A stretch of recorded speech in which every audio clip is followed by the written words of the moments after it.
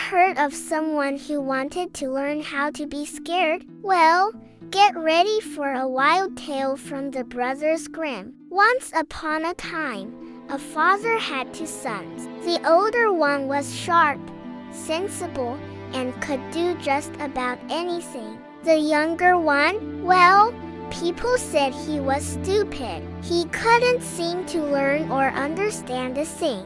When folks saw him, they whispered, "That one's going to be a handful for his father."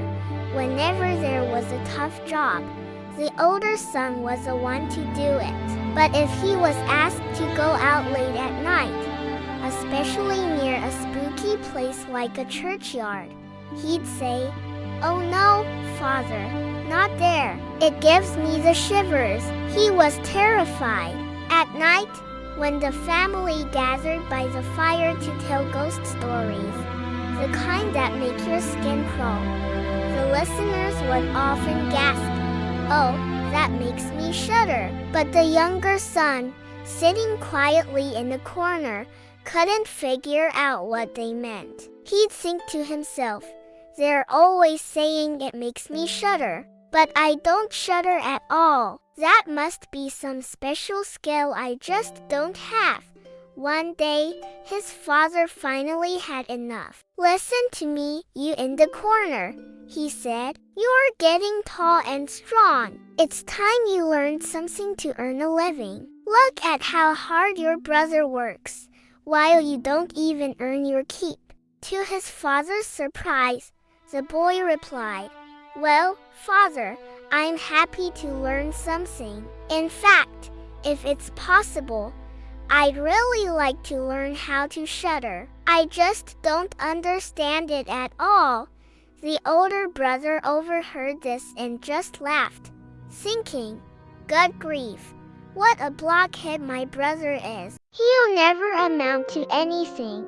The father just sighed. "You'll learn to shudder soon enough," he said, "but you won't earn your bread with it." A few days later, the local sexton, the man who took care of the church, came for a visit. The father, full of woe, told him all about his younger son's troubles. "He knows nothing and learns nothing," the father complained. "Can you believe it? When I asked him how he planned to earn a living, he said he wanted to learn how to shudder." The sexton's eyes lit up. "If that's all it is," he said, "he can learn that with me. Just send him over, and I'll polish him up in no time." The father was thrilled. "Maybe this will finally teach the boy something," he thought. So, the boy went to live with the sexton and was given the job of ringing the church bell. After a couple of days, the sexton had a plan. He woke the boy up at midnight. "Get up," he ordered. "Go to the church tower and ring the bell. You're about to learn what shuddering is." The sexton thought to himself as he sneakily went ahead of the boy. He climbed the tower, draped himself in the white sheet, and stood silently on the stairs right across from the bell. The boy climbed up, and as he turned to grab the bell rope, he saw the white figure. "Who's there?" he called out. The figure didn't answer. It didn't move an inch. "Answer me," the boy shouted, "or get out of here. You have no business being here at night." Still, the sexton stood motionless, hoping the boy would think he was a ghost. The boy called out a second time. "What do you want? Speak up if you're an honest person, or I'll throw you down the stairs." The sexton thought, "He can't possibly be serious," and remained silent, standing like a statue. The boy yelled for a third time, and when he got no response, he lost his patience.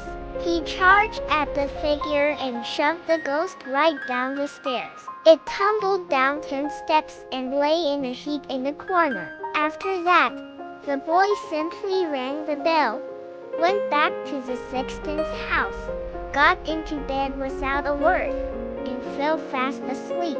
Meanwhile, Meanwhile, the sexton's wife waited and waited for her husband. When he didn't return, she grew worried. She woke the boy and asked, "Do you know where my husband is? He went up the tower before you did." "No, I don't," the boy replied calmly. "But someone was standing up there on the stairs. He wouldn't answer me or leave. So I assumed he was a scoundrel and threw him down. You should go check if it was him. I'd be sorry if it was." The woman ran to the church and found her husband moaning in the corner with a broken leg. She helped him down and then rushed to the boy's father, screaming, "Your boy has caused a terrible accident. He threw my husband down the stairs and broke his leg. Take this good-for-nothing menace out of our house." The father was horrified. He ran to the sexton's house and confronted his son. "What are these wicked tricks?" he yelled. "The devil must have put you up to this." "Father, just listen to me," the boy pleaded. "I'm innocent.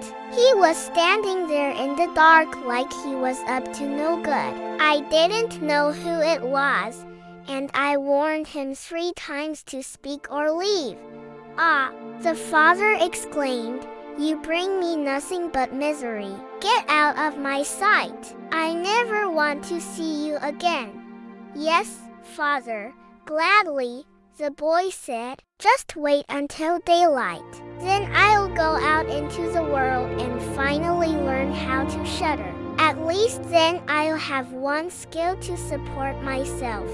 Learn whatever you want," the father said, defeated. "It's all the same to me.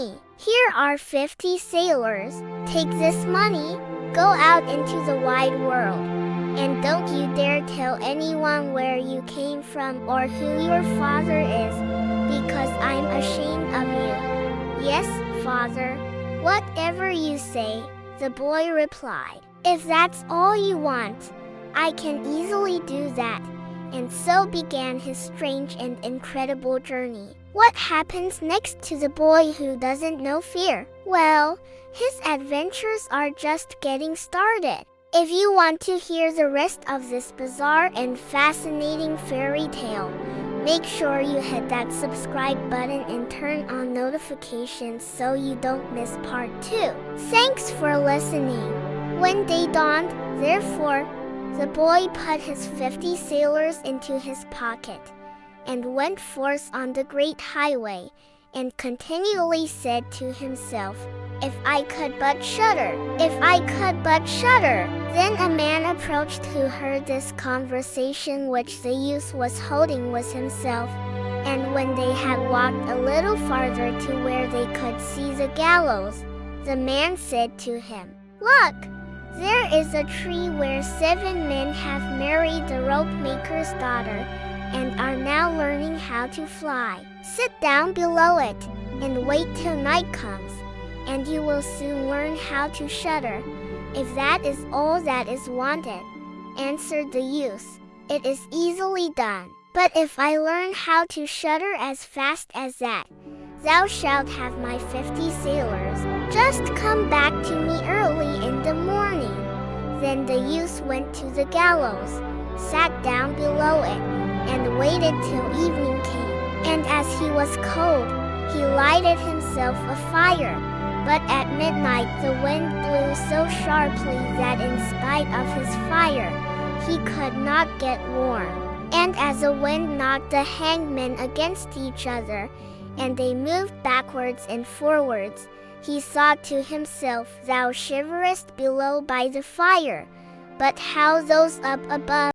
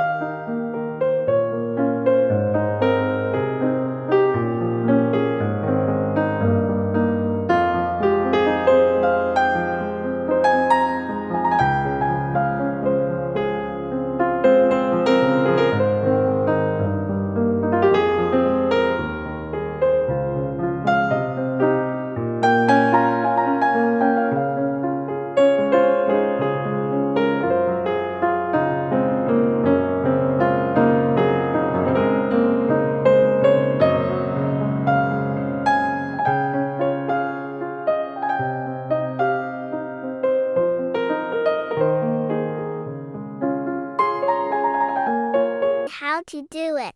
Give up thy foolish chatter, said the wagoner. Come, go with me. I will see about a place for thee. The youth went with the wagoner, and in the evening they arrived at an inn where they wished to pass the night. Then at the entrance of the room the youth again said quite loudly, "If I could but shudder! If I could but shudder!" The host, who heard this, laughed and said, "If that is your desire, there ought to be a good opportunity for you here." "Ah, be silent," said the hostess. "So many inquisitive persons have already lost their lives. It would be a pity and a shame if such beautiful eyes as these should never see the daylight again." But the youth said, "However difficult it may be, I will learn it, and for this purpose indeed have I journeyed forth." He let the host have no rest until the latter told him that not far from thence stood a haunted castle where anyone could very easily learn what shuddering was if he would but watch in it for 3 nights. The king had promised that he who would venture should have his daughter to wife, and she was a most beautiful maiden the sun shone on. Great treasures likewise lay in the castle, which were guarded by evil spirits, and these treasures would then be freed, and would make a poor man rich enough. Already many men had gone into the castle, but as yet none had come out again. Then the youth went next morning to the king and said if he were allowed, he would watch 3 nights in the haunted castle.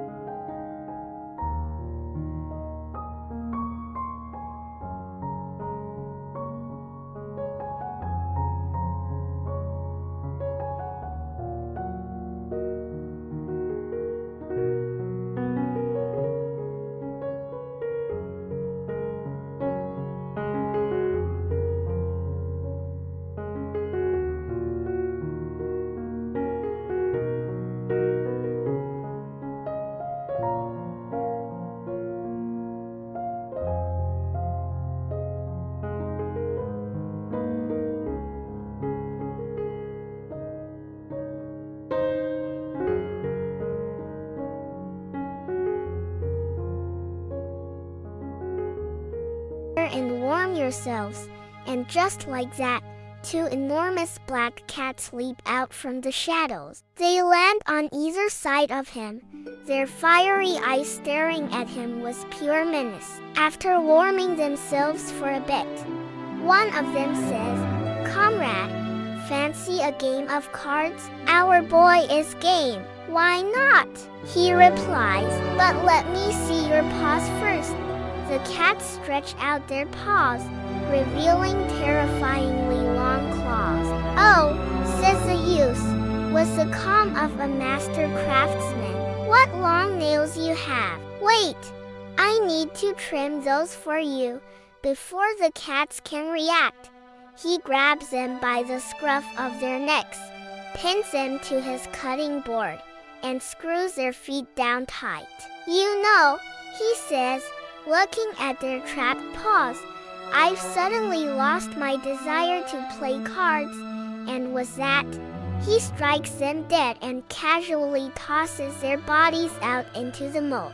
You'd think that would be the end of it. But no, the moment he sits back down by his fire, the real party starts. From every nook and cranny, black cats and black dogs begin to pour into the room, dragging red-hot chains behind them. More and more appear until he can't even move. They howl, they screech, and they immediately start trying to put out his fire, pulling the embers apart.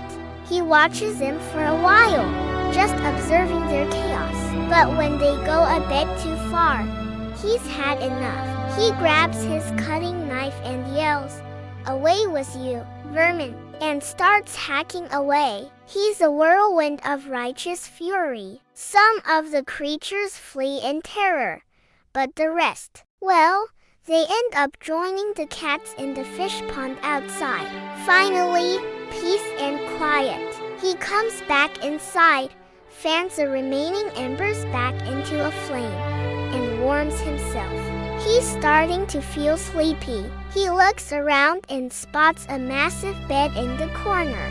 "Perfect," he says, and climbs in. But just as he's about to close his eyes, the bed starts to move. On its own, it begins rolling all around the castle. "That's the spirit," he shouts. "But go faster." The bed obeys, careening through the halls as if pulled by 6 phantom horses. It bounces over thresholds and clatters down steps.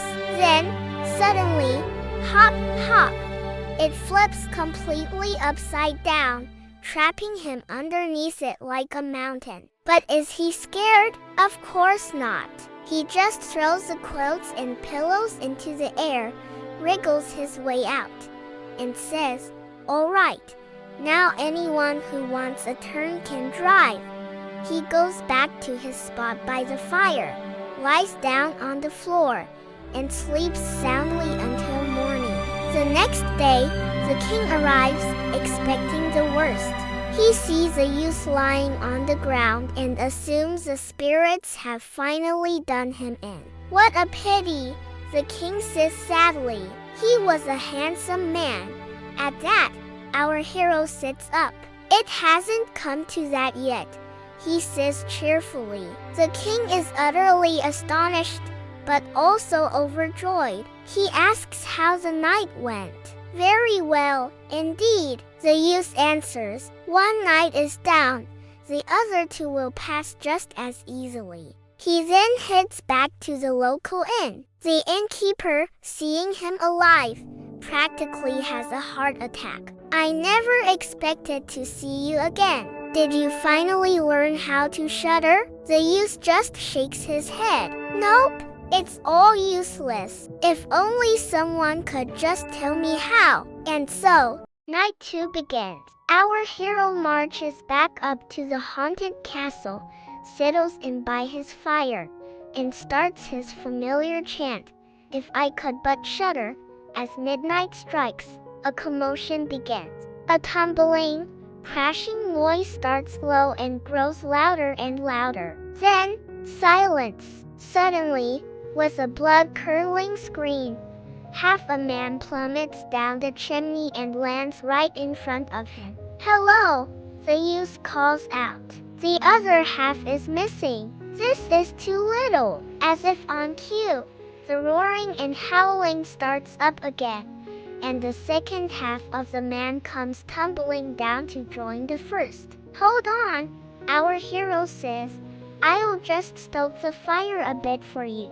He turns to the flames, and when he looks back, the 2 halves have merged into one frightful, grotesque man, who is now sitting in his spot on the bench. "That wasn't part of the deal," the youth says firmly. "This bench is mine." The man tries to shove him away, but our hero isn't having it. He pushes back with all his might, throws a gruesome visitor off the bench, and reclaims his seat. But the night is far from over. More men begin to fall down the chimney, one after another. They bring with them a peculiar set of toys, 9 dead men's legs and 2 skulls. They set them up and start playing a game of 9 pins, or bowling. Our youth, ever the socialite, wants to join in. Hey, he asks, can I play too? One of the ghouls replies, yes, if you have money. Money's no problem, he says, but your bowling balls aren't exactly round. He then calmly picks up the skulls, places them on his turning lathe, and skillfully shapes them until they're perfectly spherical. There, he announces, now they'll roll much better. Hooray!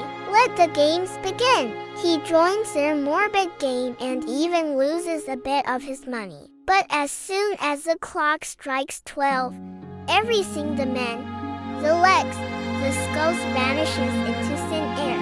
He simply lies down and falls fast asleep. The next morning, the king returns for his daily check-in. How did it go this time? He asks, probably expecting an even wilder tale. I played a game of 9 pins, the youth answers casually, and lost a couple of coins. The king, exasperated, asks the all-important question, but did you shudder? The youth just looks confused. What? No, I had a great time. If only I knew what it felt like to shudder. And there we leave him, 2 nights down, 1 to go. He's faced down killer cats, a possessed bed, and a bowling league from beyond the grave. And the only thing he's worried about is his complete inability to be scared. Will the third and final night finally be the one to teach him fear? You'll have to tune in for the final part of this incredible story to find out. Thanks for watching. If you're enjoying this bizarre journey, make sure to hit that like button and subscribe so you don't miss the epic conclusion. See you next time. The third night he sat down again on his bench and said quite sadly, if I could but shudder. When it grew late, 6 tall men came in and brought a coffin. Then said he, ha, ha, that is certainly my little cousin, who died only a few days ago. And he beckoned with his finger and cried, come, little cousin, come. They placed the coffin on the ground, but he went to it and took the lid off, and a dead man lay therein. He felt his face, but it was cold as ice. Stop, said he, I will warm thee a little, and went to the fire and warmed his hand and laid it on the dead man's face, but he remained cold. Then he took him out and sat down by the fire and laid him on his breast and rubbed his arms that the blood might circulate again. As this also did no good, he thought to himself, when 2 people lie in bed together, they warm each other, and carried him to the bed, covered him over and lay down by him. After a short time the dead man became warm too, and began to move. Then said the youth, see, little cousin, have I not warned thee? The dead man, however, got up and cried, now will I strangle thee. What? Said he, is that the way thou thankest me? Thou shalt at once go into thy coffin again. And he took him up, threw him into it, and shut the lid. Then came the 6 men and carried him away again. I cannot manage to shudder, said he. I shall never learn it here as long as I live. Then a man entered who was taller than all others, and looked terrible. He was old, however, and had a long white beard. Thou wretch, cried he, thou shalt soon learn what it is to shudder, for thou shalt die. Not so fast, replied the youth. If I am to die, I shall have to have a say in it. I will soon seize thee, said the fiend. Softly, softly, do not talk so big. I am as strong as thou art. and perhaps even stronger. We shall see, said the old man. If thou art stronger, I will let thee go. Come, we will try. Then he led him by dark passages to a smith's forge, took an axe, and with one blow struck an anvil into the ground. I can do better than that, said the youth, and went to the other anvil. The old man placed himself near and wanted to look on, and his white beard hung down. Then the youth seized the axe, split the anvil with one blow, and struck the old man's beard in with it. Now I have thee, said the youth. Now it is thou who will have to die. Then he seized an iron bar and beat the old man till he moaned and entreated him to stop, and he would give him great riches. The youth drew out the axe and let him go. The old man led him back into the castle, and in the cellar showed him 3 chests full of gold. Of these, said he, one part is for the poor, the other for the king, the third is thine. In the meantime it struck 12, and the spirit disappeared. The youth, therefore, was left in darkness. I shall still be able to find my way out, said he, and felt about, found the way into the room, and slept there by his fire. Next morning the king came and said, Now thou must have learned what shuddering is. No, he answered. What can it be? My dead cousin was here, and a bearded man came and showed me a great deal of money down below. But no one told me what it was to shudder.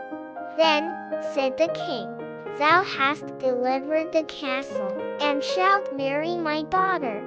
That is all very well, said he, but still I do not know what it is to shudder. Then the gold was brought up and the wedding celebrated. But howsoever much the young king loved his wife, and however happy he was, he still said always, if I could but shudder, if I could but shudder. And at last she was angry at this. Her waiting maid said, I will find a cure for him. He shall soon learn what it is to shudder. She went out to the stream which flowed through the garden, and had a whole bucket full of gudgeons brought to her. At night when the young king was sleeping, his wife was to draw the clothes off him and empty the bucket full of cold water with the gudgeons in it over him, so that the little fishes would sprawl about him. When this was done, he woke up and cried, Oh, what makes me shudder so? What makes me shudder so, dear wife? Ah, now I know what it is to shudder.